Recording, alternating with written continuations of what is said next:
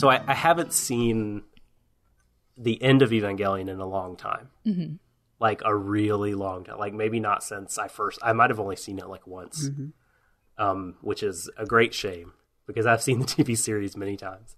That in some ways might rival or top this, but like this is the most like audacious ending I've seen in a long time. Yeah. I mean, a really, really long time. It's essentially what happens, right, is the Devilmen gather and aid the last vestiges of humanity in a fight against Satan and the demons, and they kill each other. Yep. And destroy what's left of the planet in the process. And Akira and Ryo are alone on a rock floating in the Red Sea. That bookends the first episode, by the way, because the opening scenes of the two of them together are them lying down on a rock. Yeah. Looking at clouds. And it's so good. it is that's when they're kids, right? I'm pretty sure it's implied that it's the same rock that they were laying on as children because they like go back to their hometown with the lighthouse. Yeah, and the one that split down the middle between them. Mm-hmm. Massive right. imagery. I did not catch that. Oh, but, really? If you want to like do just like a visual symbolic comparison, just watching like the intro part of episode And 1 the very and then end. the very ending, it's like really like mirror parallels. They show a lot of the same scenes even in terms of the cat Yes. in the cardboard box. Like they show that whole bit again, which I love that they don't give it to you right away that Akira is dead. Yeah. Like, Yeah. you just Ryo is kind of talking and then it cuts to flashbacks of the childhood and you see you see other things. You see him wanting to kill some beavers, I guess. Capybaras. Or no, Capybaras. capybara. Yeah. Yes, in so glad the he spring. Yes, Let them Akira teaching him, always teaching him about love over killing with a box cutter. Yeah. Jesus. Um, What a terrifying child. Oh yeah. I know. What do you have? I know. A knife. Like, it must be just criminally easy to obtain box cutters. For small Satan When children. you're Satan. Yes. Oh, this gives me an interesting idea for an alternate theory for Grisaya. You know, a box cut is the influence of Satan. Yeah. Oh my god. Please. I think what's interesting about those parallels of events is like it does show you all those scenes at first, and like in a sense they can seem pointless because you don't have context. Like you're like, okay, well, why are we seeing this like artsy, like art film type scenes that don't connect? And then it like on another level it seems pointless because it like Ryo is insisting that Akira's empathy is pointless for something that is already dead, or him who doesn't feel empathy. And like then you see them again in the ending and suddenly they do have context and weight, and you do understand why he feels that way and why it matters. And there's a little bit more added. Like the another symbol of the like passing on your caring and passing on your empathy is the like the shot of Akira holding his umbrella over the dead kitten that doesn't even need it and letting himself be out in the rain, and then Ryo coming up and holding his umbrella over Akira and like letting himself be rained on. Ah, yeah. His subconscious gesture of empathy. Human gesture of empathy. Yep. He like can't escape his own humanity. God, so good. Wow. I never thought of that, but you're absolutely right. One thing that makes me wonder is like, are they saying that like Ryo was like born in a human body and that's why he has humanity, or is it like a really like subtle, extended like commentary on like the element of humanity in the divine? I wouldn't put it past the show if that was the case. Yeah, Let's I put wouldn't it that either. way. And if angels / Satan were also made in God's image, Yeah, like, I mean, mythologically speaking, they were also like created Right. beings. then like where does that element of humanity come from? Yeah. Yeah, I didn't know if it was like if he was born into a human body or if it was just the result of like being in an environment with humans and learning Yeah, about them. I think if it could be was both. like a Yeah. like power of learning and empathy thing. Yeah. I know it's dangerous to assume. We've learned from Evangelion. Don't assume anime creators have like sort of textual Christianity, like, and they're sort of going by that. Like they kind of there's liberties taken and everything. Right. But like so in that tradition, I think humans are the only beings that are created in the divine image, and that nature and also the supernatural beings, angels, you know, we're not. Like they don't Yes. they don't have that. And so Yeah.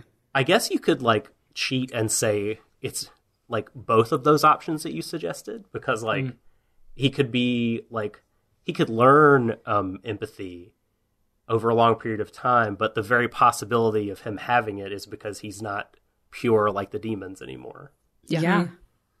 Yeah, in that, like, if you take it to mean just that interpretation, it's like it was just Akira and like the power of his insistent empathy. That's a lot of what I took away from the second viewing of the ending, and Akira kind of teaching Ryo, like, I know that there are these capybaras in the spring, but they're not a threat to you. And I know that I love this cat too, but I still love you. Like, it's not a threat to what we have. And teaching him over a long period of time, like, that empathy. And then you have him saying at the end, like, I used to think that there was no such thing as love and no such thing as sorrow. And I never understood what you meant when you said I was crying too. But now I do. So good. I mean, an ending that says that even Satan can learn how to care about people. Yeah. That's balls of steel right there. Yeah. This is what, like, early... Not to go on too big of a tangent, but, like, super-duper early theologians, people like a guy by the name of Origen. Early Origen. Is it spelled Gen? Oh. Yes, it is spelled Gen. He, like, was very looked down upon by a lot of people that came after him because he was a universalist about Christian salvation, and he thought even Satan, like, would be saved in the end because he interpreted very, very literally the passage in the Bible that talks about every knee bowing before God at some point, and believed that the most primary attribute of God would be love to him. And so he thought that would supersede, like, these other sort of things like justice and what have you. And that, like, in the end, even Satan. So it's not like this. What I guess I'm trying to say is that, like, this isn't the first sort of story to put that out there, but, like, it's not very common. And it's not very liked, I don't think, by like Orthodox Christianity.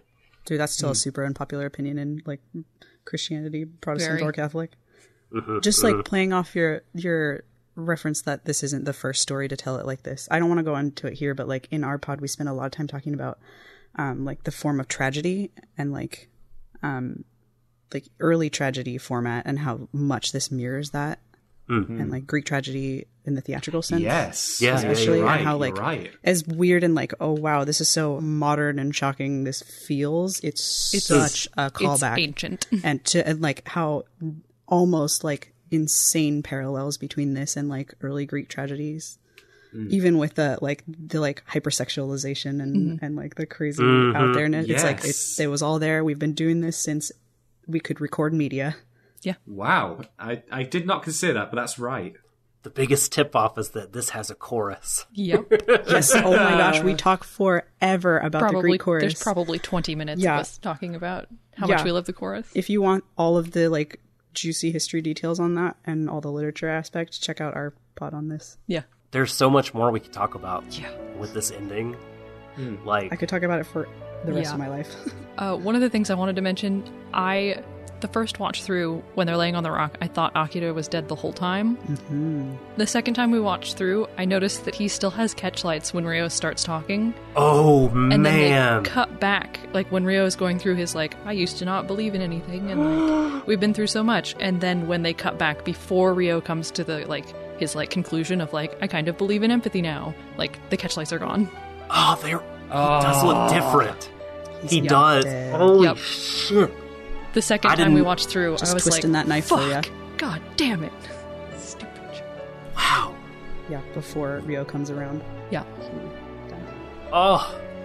He didn't even get to, like, have the moment of...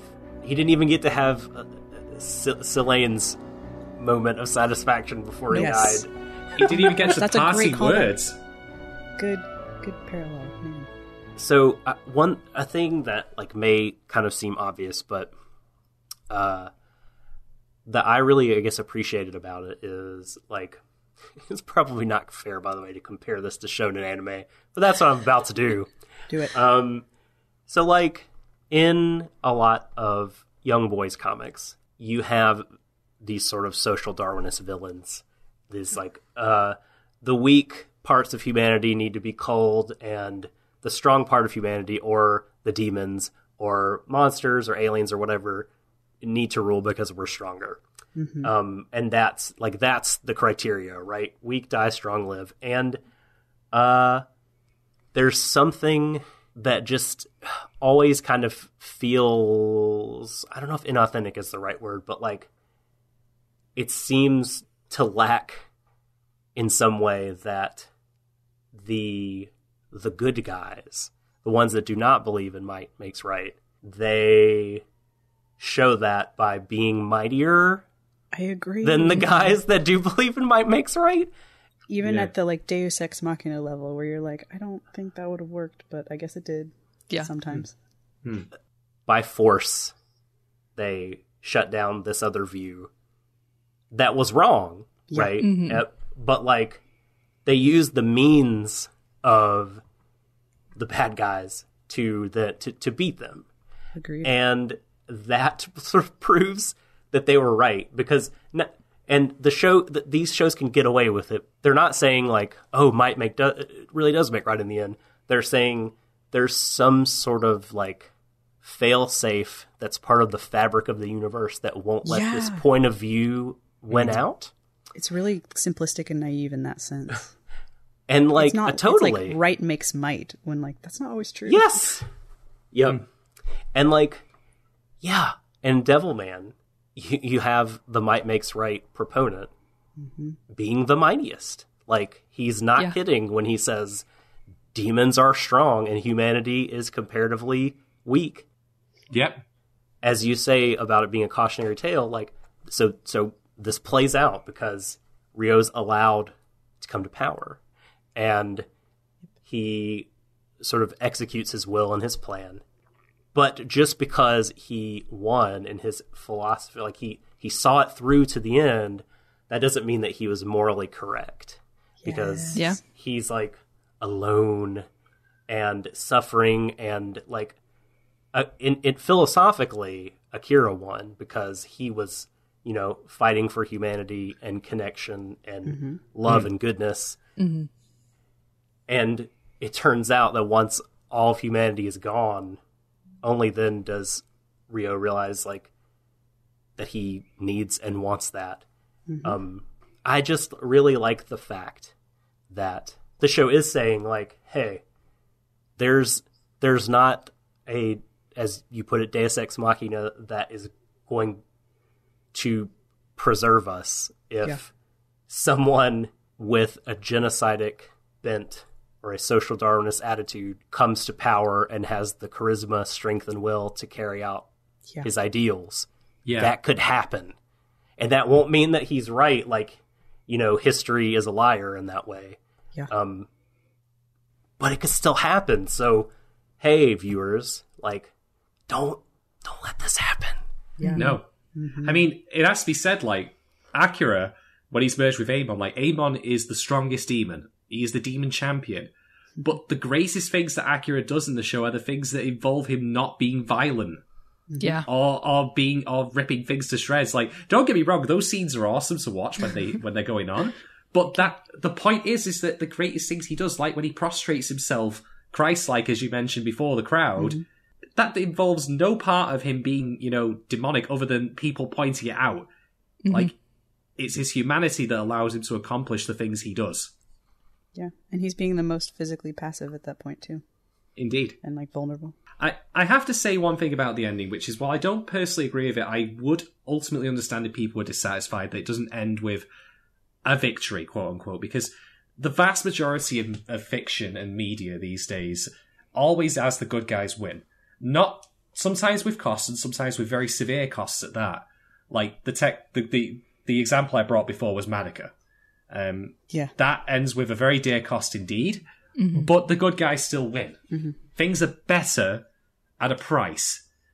Devilman, absolutely not. This is a net loss of cosmic proportions. Yeah. Like, we could make enough bad choices as a people that even the most heroic sacrifice at the end, like, it could still be in vain. Yep. Make good choices. Make good choices. Be like Miki, be like Akira. Care about other people. Stand up and fight if you have to, but stand up for other people. Stand up for the weak. Stand up for, people who are suffering. Yeah. And even if ultimately, I've been rolling this around my head for ages trying to figure out if I liked or hated the ending, because I was so wedlocked into the idea of it having to end on a net positive. And in the end, I think that ultimately, even if I had felt that way in the end, that, I hated it, I would still admire the audacity of it doing so. I mean, like, the Katana Gatari, which I've watched, I really liked that show up until the ending, because the ending for me was diabolical in how it just, oh, she's fucking dead, that's it, great, whatever. And suddenly, like, this is happening and it doesn't make much sense. But that was by deliberate narrative intent as opposed to incompetence. And in this case, in Devilman's case, the ending is absolutely intended. It is not a mistake. It is not delivered in such a way as to make you question. Well, oh crap, did I kill everyone? Oh shit. Did I write that there? Let me Control F this. Oh god. I've heard Go Nagai had a little bit of that sentiment while writing the ending. He didn't intend it to end up that way when he set out to write it. Oh god. Sometimes your characters just take on a life of their own. Yep. I have to say, as a wannabe author myself, like, there have been moments like where I intend to go one way and it drives another, but I'm very, in the end, happy with how it ended, in the racist sense that it was designed to be this way and that it had a message and that it was willing to, make a point of it. Like, it's emotionally exhausting, this show, but in a way that is satisfying. It's a drain, but you walk away, like, you breathe at the end, and you breathe a sigh of relief, and you look back and you think to yourself, there were moments that I laughed in this that were very funny. There were moments in which I was touched. There is light in this darkness in the end, and sure, it ends badly, but it tells us, if we can be like the good people in this show, like, even like the secondary characters, like Miki's father or Miki's mother, maybe we can, make things better for ourselves. I mean, oh man, catharsis. Here's an entirely different question to pivot. Who the fuck were those dudes that killed Psycho Jenny? Like, they were like riding lances through the sky? Flying thumbtacks. Were those the scientists? I don't know. Oh, yeah, what the fuck was happening? Man, I would have to rewatch that episode. Yeah. I was too sad about Psycho Jenny. They had umbrellas as shields. They were the Mary Poppins squad. Yeah. What? No, they were just it was the people with the yeah, they were kind of like lance shaped. They were like lance shaped, umbrella shaped. Sorry, I get excited about umbrella symbolism. I know. Like, why weren't they given more screen time? I think it just ran out of time to deal with like the rest of humanity and demons. That's one of those moments where I was like, is that from the manga? Yeah. The same thing. Oh, Devilman. Yeah. Oh god. Same thing with the tubes, like scientists and people in tubes. I was like, I'm Holy sure that's a fuck. reference to something. Yeah. And that was like one of the more underratedly disturbing things in the Oh show. my gosh, that was almost too much in that moment for me. That was also like 30 seconds max as well. Yeah. Yeah, it was there was some like pacing things that I felt a bit rushed in the grand scheme of this thing, but like not to the detriment of its true intent. Yeah. Ultimately, I don't think. I think I ultimately agree. it was the show's ambition and desires creaking a little bit against the framework. But it reached so far out that like you have to give it credit. Oh, for sure. For sure. But it does make me want to check out the manga and be like, was there more of that originally? Yeah. Yeah, I feel like The Last Stand of Humanity probably got a chapter rather than 30 seconds. But from what I have seen, just the very, very ending with that scene is straight from the manga. You've been experiencing an excerpt from the Warui Desho Anime Podcast. To get the full episode or any of our full episodes, you can subscribe to us on iTunes, visit our page on SoundCloud, or go to waruidesho.wordpress.com.